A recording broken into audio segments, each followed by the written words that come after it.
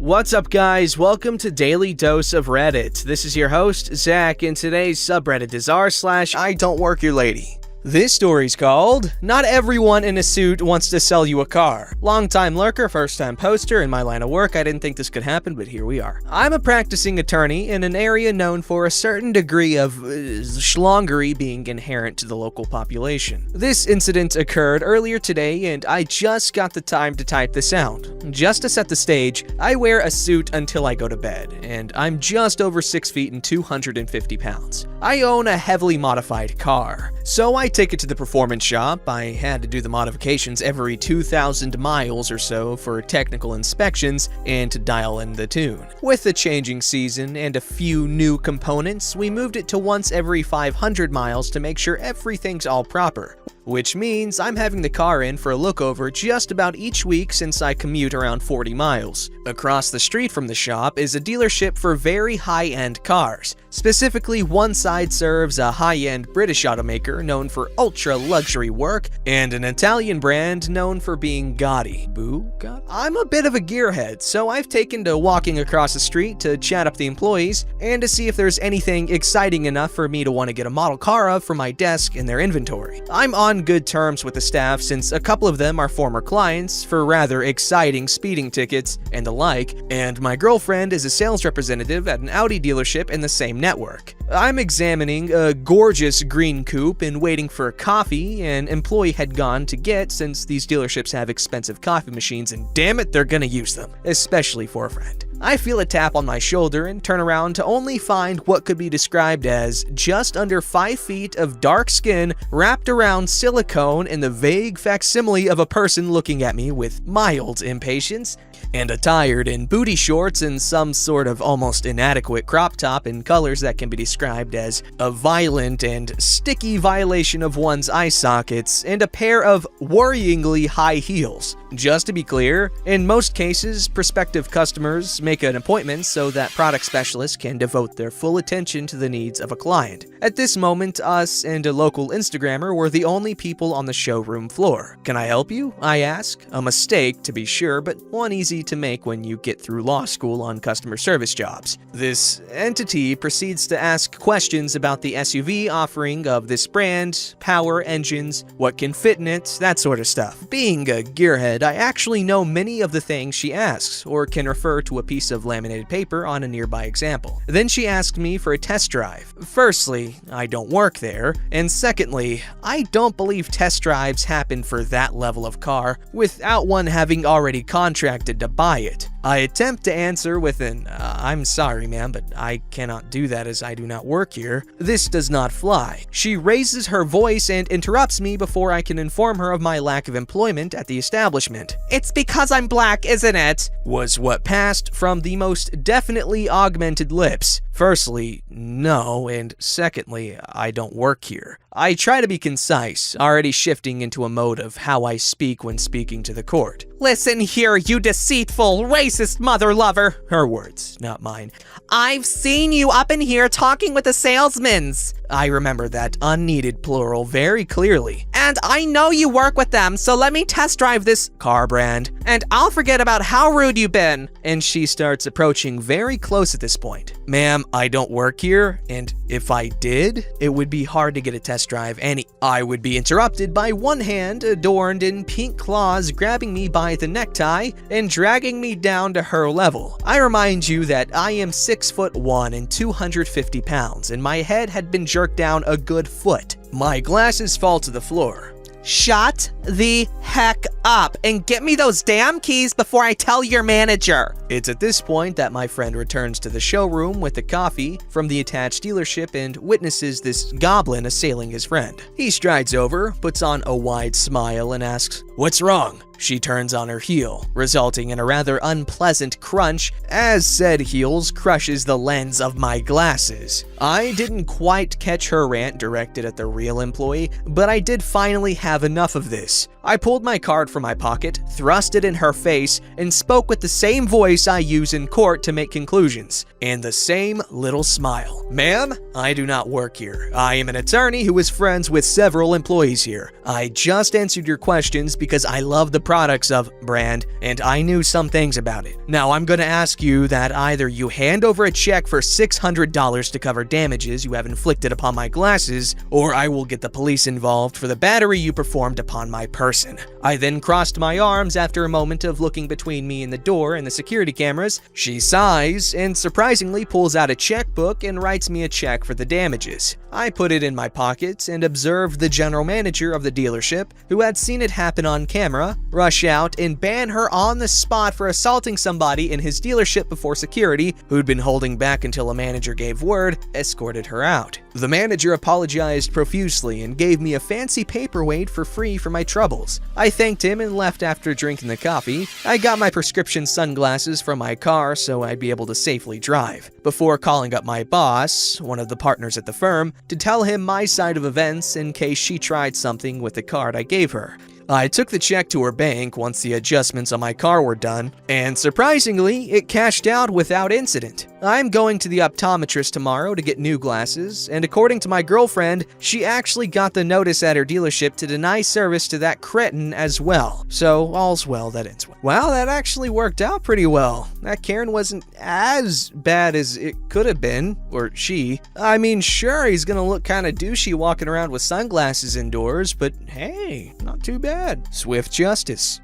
This story's called Grumpy Construction Worker Yells at Me Cause He Be Power Trippin'. So I work a job as a service technician, and I went to a new building that needed some warranty work done. It had been officially handed over to the owners, which is a hotel. The contractors were still running about doing deficiencies and odds and ends, but the hotel staff was on-site training and such. I used to work for construction companies all the time, and I hated it because of the semantics of it all. They would be a stickler for rules inside the property at all times, but when it suited them, they would bend the rules. Hate that. Anyhow, this building had a door close to where I was working, and I propped it open to go to my truck, maybe 20 feet from the door itself, a 5-second walk. First contractor, head honcho on site, comes out and sees me on the phone out there and asks if I propped the door open. The thing is, there was another door propped open just on the other end of the hallway, but it led to a loading bay away from the street. It was okay to have that one open because there was a worker there. Semantics. I said, yeah, it's just loading tools right now, but I don't want to walk all the way around the building as I have a lot of tools to bring in.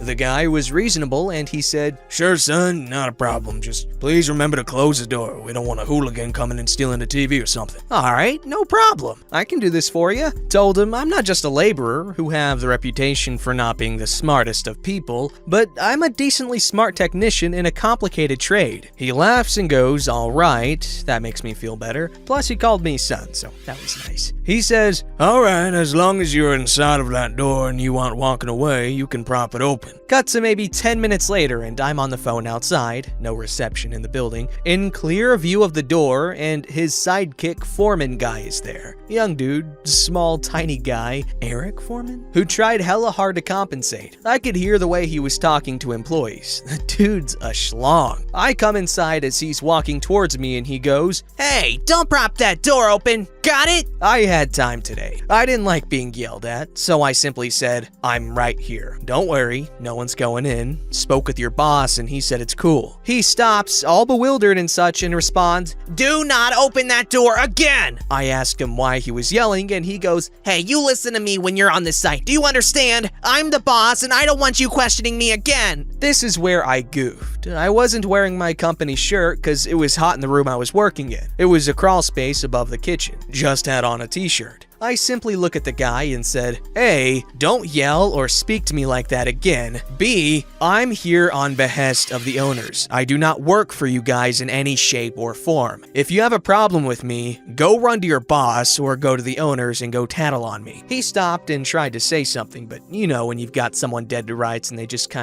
try to say something? Exactly this. This guy didn't know what to do at all. He eventually just walked away and I chuckled to myself. That was a great feeling, where you don't answer to someone when you don't represent the company to them. They can't say crap to you. You're working for the owners directly, and it's not going to reflect negatively on your company to say, hey, don't yell at me. I swear, some people's lives suck so much that this is how they feel in control of your lives. This story's called Today I by almost killing my grandma by giving her an edible. This was on Thanksgiving Day, not today, but just now deciding to share. My 36F female husband, 36 male, travels for work. Not at this moment, thanks Brovid-19, and was in San Fran for a huge sales conference. While he was there, he decided to purchase some edibles. He took one while in San Fran and said they were great. Now, we're both very new to trying edibles as it just became medically legal in our state, and it always made me nervous to try them. But as I've gotten older, I've decided as long as I stay home and don't venture out, I'll be just fine. So a few days after he came home, we had some friends over and all of us enjoyed a nice gummy. These were way stronger than the only other one I had in Vegas, but we had a great time.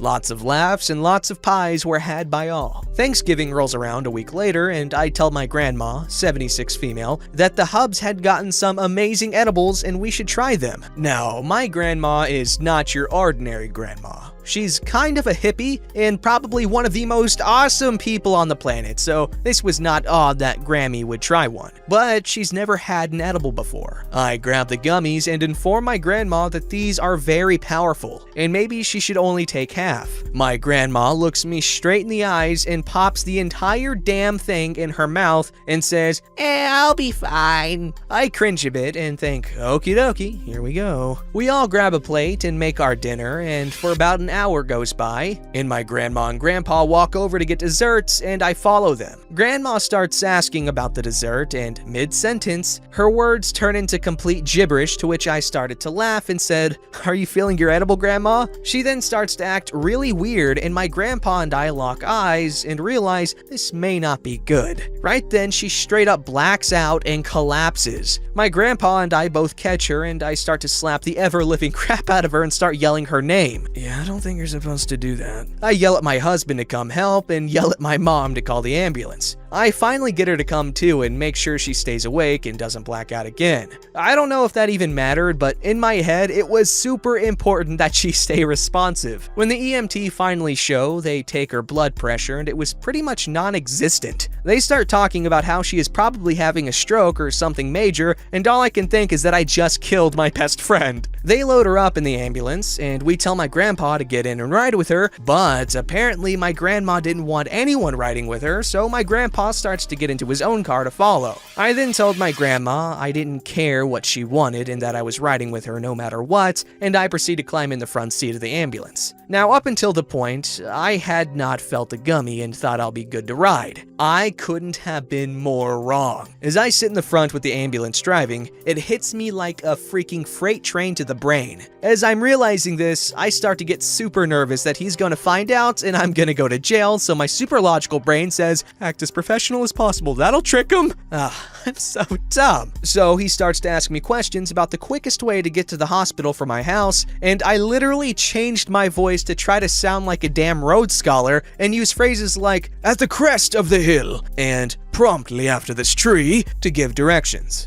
I then start to ask him if he knows so-and-so at the fire department, and rattle off my super straight-laced friends who are firefighters or EMTs in our city. And yep, he knows all of them. I then proceed to laugh at a joke I made 10 minutes ago, and a laugh that sounded like the cackle of a criminally insane person. After a 25-minute drive that felt like 3 hours, I very slowly and carefully climb out of the front of the ambulance and go check on Grammy in the back. Good news was, she was smart enough to tell them that she had had an edible, and they gave her an IV, and were able to bring her blood pressure up back to normal by the time we got to the hospital. Once they checked her in, they looked her over, and we were out in about 2 hours. When it was time to leave, I was coming back to Earth from my journey to Mars, but I was still feeling good, but definitely more normal. As I helped my grandma to her car, I asked her if my mom and grandpa were going to allow us to play together anymore, because we got ourselves in a lot of trouble. We both laughed our asses off later that day, but agreed not to do that again. Don't forget to like, subscribe, and hit that bell to never miss an episode.